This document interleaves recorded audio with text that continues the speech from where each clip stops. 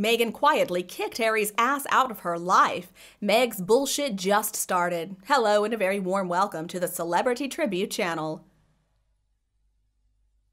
Well, Meghan has been very quiet now for more than 2 weeks, silent in fact.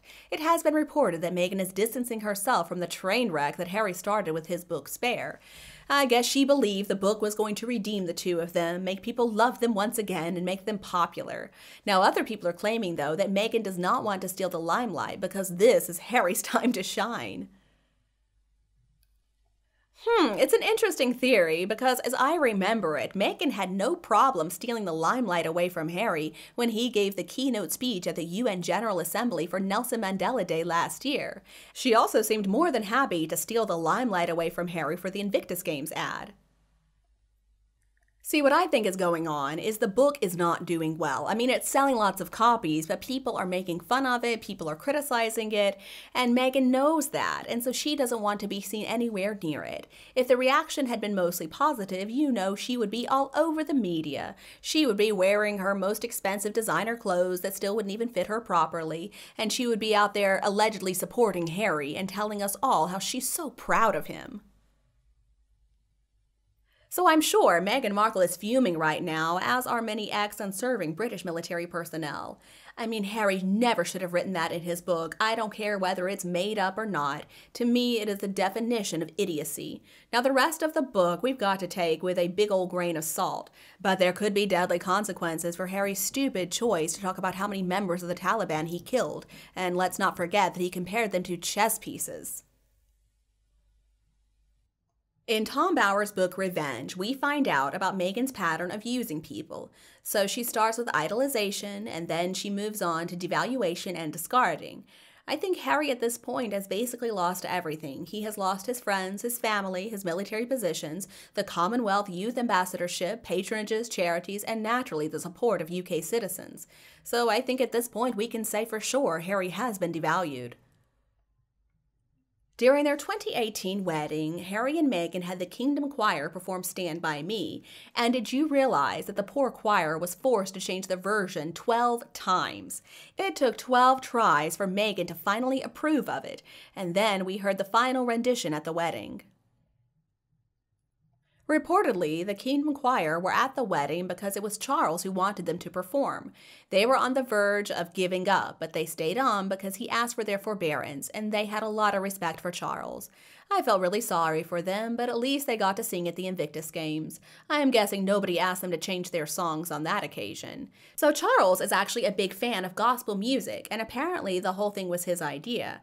I'm sure he didn't realize that Meghan was going to be so difficult about the whole thing. Now, I know she claims to be this perfectionist, but you can look at the way she grooms herself to tell that's not true. I think she just wants power. She wants to oppress other people, especially people who have no real comeback, people who might lose their jobs or let down the whole ceremony. And she tries to act like that she's this big advocate for racial equality. I thought the choir put on an amazing performance, but at the same time I noticed they didn't look very happy. At the time, I thought maybe they were just in awe of the setting, but now I know better. They looked that way because that horrible bully Meghan Markle really put them through the ringer. And Harry was her enabler. I hope that soon enough he feels the consequences of supporting such a nasty, vile woman. And I'm afraid the truth is it's going to be pretty much impossible to forget that Meghan exists. She would never allow us to do that.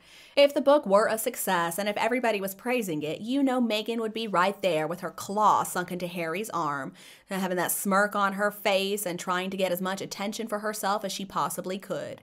But the book has generated a lot of criticism and negative feelings, so Meghan is laying low. But I'm sure she'll be happy to take any cash that comes from the book, but she's not out there supporting Harry. Instead, she is leaving him to face the music all by himself.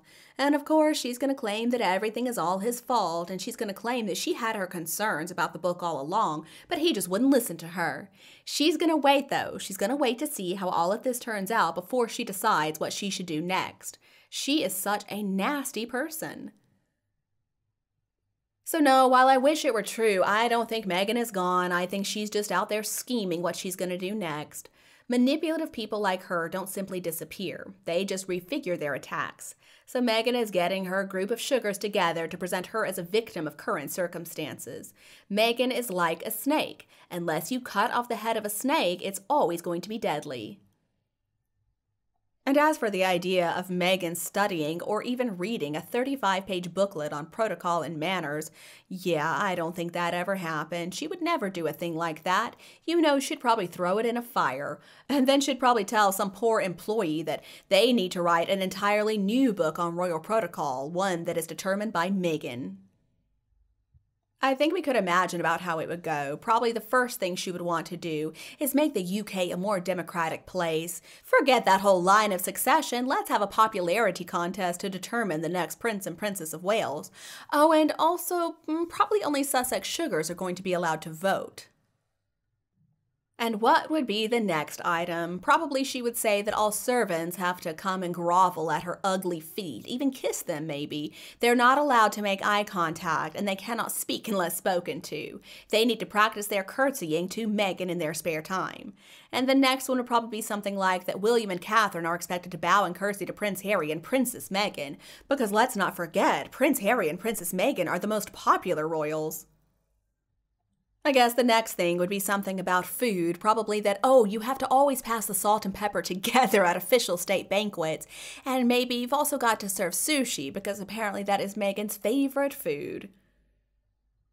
So what's missing? Well, she can't really discuss Montecito. She could support Harry, but why should she do that? How about playing with the children with some A-lister hanging out, or maybe another fashion shoot? She loves those.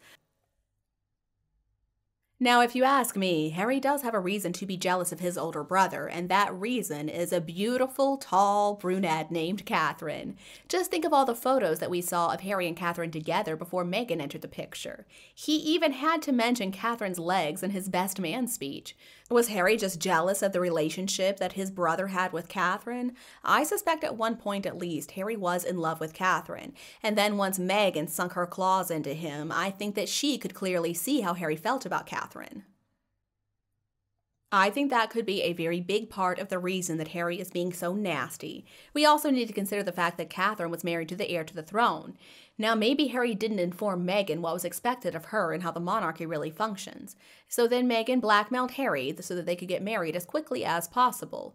I think she told him something like, if you don't marry me right now, I'm gonna walk away. Clearly, Meghan did not take the time to learn what she really needed to know as a working member of the royal family.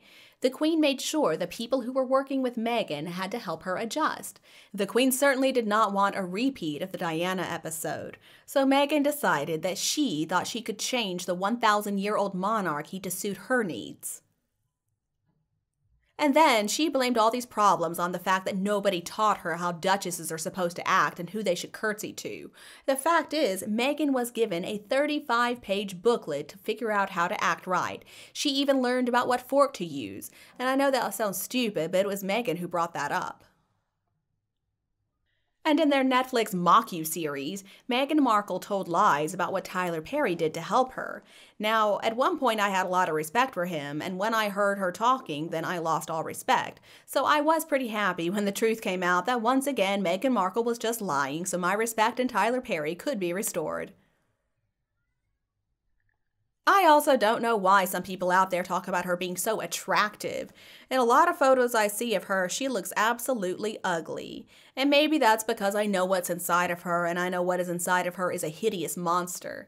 Most people on this earth wish that she would just disappear and never come back. And maybe she can take Harry with her. They are a couple of nasty pieces of work who bring evil wherever they go.